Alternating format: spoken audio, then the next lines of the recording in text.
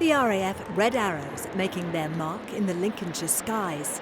It's one of the highlights of this year's Armed Forces Day in the seaside resort of Cleethorpes. A display like this is the result of some 8 months training each year, with this classic combination of close formations and precision flying. It makes the RAF aerobatic team one of the premier aerobatic teams in the world, and it has performed more than 4,660 times across the globe.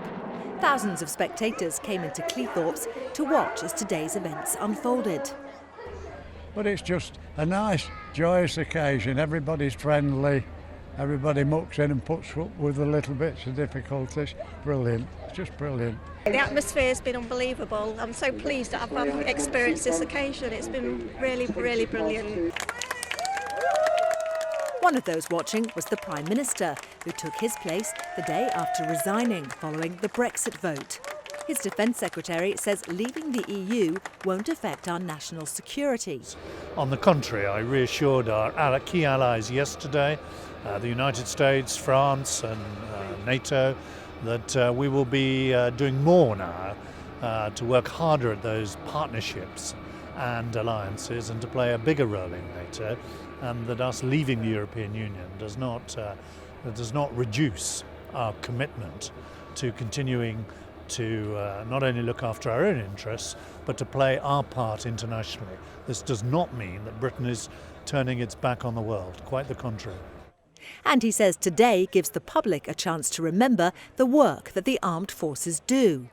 An opportunity to honour and celebrate what the armed forces do to keep this country safe, to mark the extraordinary range now, operations in more than 20 countries around the world, helping to fight the Daesh in the Middle East, Daesh terrorism, helping the Afghan forces to deal with Taliban in Afghanistan, serving as far afield as Brunei in the Far East or Burkina Faso in deepest Africa. The armed forces bikers turned out too to show their support.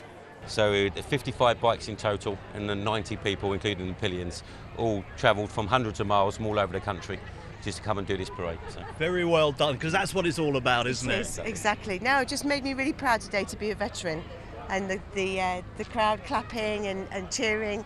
Yeah, it was really good.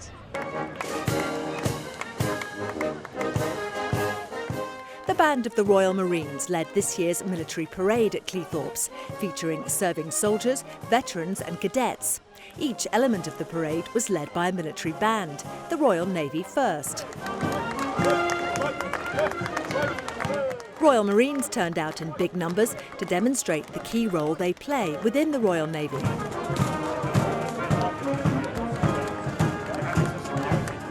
Next, the Army, marching in time to Rule Britannia, the Duke of Kent taking the salute.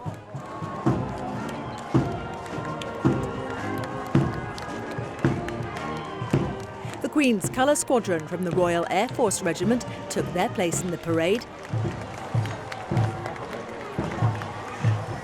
followed by the Royal Regiment of Scotland, with pipes and drums played by 51 musicians.